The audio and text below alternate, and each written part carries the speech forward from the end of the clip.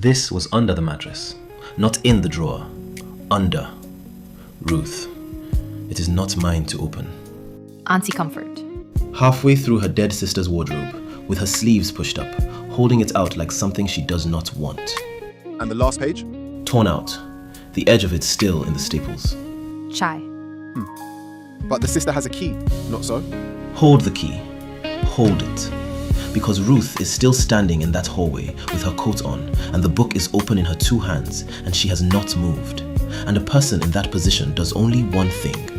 And she opened it at page 1. Page 1. Page 1.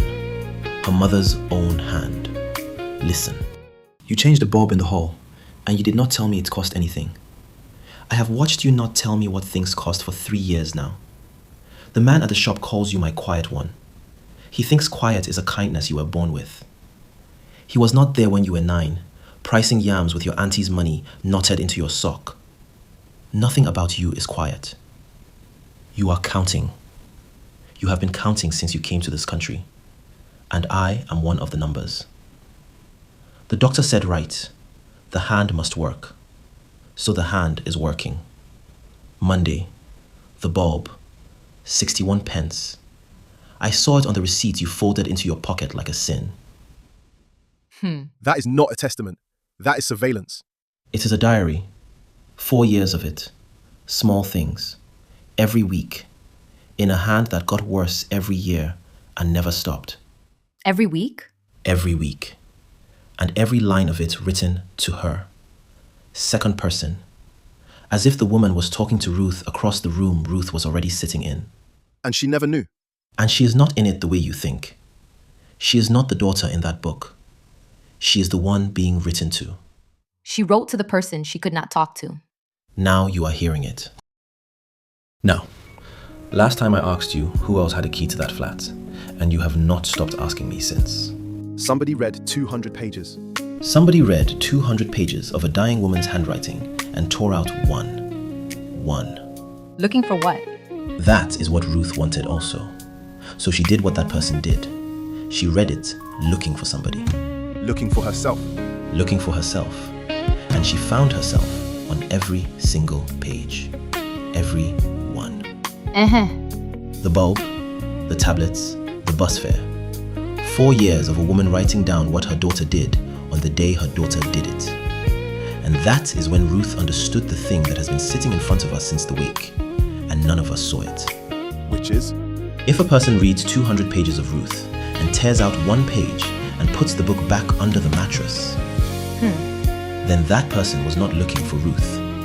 They were looking for their own name, and they did not like what they found. I was not there when you learned to read. Your auntie wrote me that you read the whole church bulletin to her customers, standing on a crate. That they paid you in groundnuts. That you would not come down until you finished. I have that letter still. It is older than your sister. In this country, I was learning the buses. And I told myself lies about time, the way a debtor tells lies about Friday. 6 years, I told them. You came off that plane already knowing how to wait.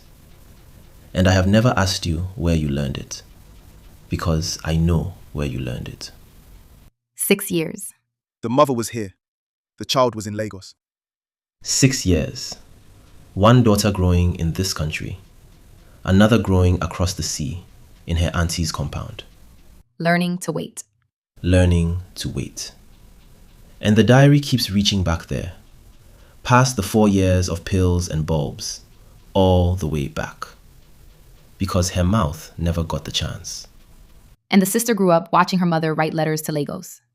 Ah, now hold that one too. You are holding the key. Now you are holding the letters. We are not finished. Because Ruth was not reading for her little sister. Ruth was hunting one sentence. The one her sister stood up and said, died ashamed. If her mother wrote to her every week for 4 years, where is it? And is it there? It is there. Page 61. Her mother's own hand. I am ashamed. She is 36 and she is here. She should be somewhere else. and I cannot say it to her, because she will stay anyway. I asked God for her to stay, and He gave me that. And I have had her whole 30s for it. And that is on me. Ah. So the sister did not invent it. She did not invent one word of it. The woman was ashamed. That part is true, and it stays true. But look at what it is. 3 lines of a woman doing her own accounting. Ashamed of what she had asked of her daughter. Ashamed of what the staying cost her. Not ashamed of her. Not of her. And the sister took 1 line out of 3. And turned it round to face the wrong way. In a full church, with the coffin in the room.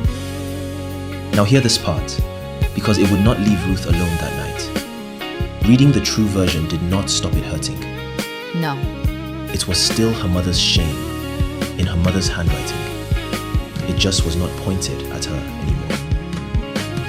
That same week, her auntie came with soup, because that is what Auntie Comfort does. Nobody asks her. The soup arrives like weather. Like weather. And Ruth, for the first time since the week, wanted to share the book, not guard it. She read her the groundnuts line, laughing. Mommy wrote that they paid me in groundnuts. And Ruth corrected it herself, still laughing. It was not groundnuts. It was Bo Lee. She was there. She would know. She remembers the crates. She remembers the woman by the tap. And her auntie laughed with her and said, Bo Lee, yes. And then she said the thing Ruth did not know. Your mother paid for it. Every month. The money came inside the lettuce. And she never once knew what you were buying with it. Duh. Ruth sat very still. 6 years. Nobody told the child money was coming. And her auntie said, we told you next year. Every year. Next year, Duro. What else do you tell a child? The truth? Chai. And then she stopped laughing. 1 beat too long. And she stirred the soup that did not need stirring. Grief does that to a beat, not so? That is exactly what Ruth told herself. And she let it pass. Hold that one as well. You are holding plenty now. Now, I promised you last time that I would tell you what was written on that torn page. You did. And I keep my word. So hear how a person finds out what was on a page that is not there. How? You read the one before it. Because when you tear a page out of an exercise book, the page before it stays. And whatever was running on, runs on. The second to last entry, 11 days before her mother died. And the hand on that page is not the hand from page 1. It is worse. Much worse. This is a woman spending something to write. What does it say? It is not written to Ruth. 200 pages to Ruth, and the last one is not. The last one is not. 2 words at the top, and they are not her daughter's name. And then the sentence starts. I am sorry for what I let you carry, and I am going to write it down now, because my mouth will not do it. Chai. And the page ends there. That is the bottom of the paper. The next page is the one that is gone. So somebody tore out an apology. Somebody tore out an apology. And the 2 words at the top of it were a name. Whose name? Not tonight. So now Ruth is sitting on that hallway floor at 3 a.m. And the question has changed shape in her hands. It is not what her mother said. She has read what her mother said. The question now is the one you people have been shouting at me since the drum. Why did her sister turn it?